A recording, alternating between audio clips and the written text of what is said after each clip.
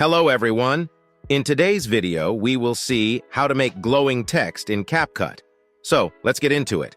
First of all, let's navigate to the Capcut app and tap on the icon to open it.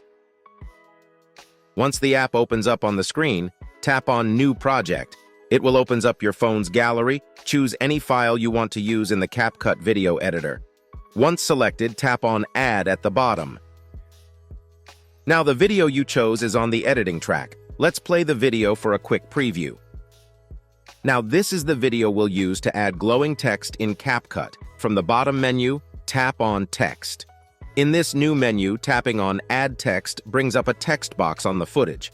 Type in your desired text and hit Enter. Adjust the text size and position by dragging or stretching from the corners. At the bottom, explore the variety of free font styles. Simply tap on the font you like, and it will be applied instantly. For the glowing text effect, open the Style section and choose the Glow option. Once you've selected the glow effect, additional features will appear. Pick a color shade for the glow effect or any color that you want to use. Adjust the glow intensity by sliding the line or its range. You can also change the text style to your liking. Once everything is set, tap on the check mark to apply it to the footage.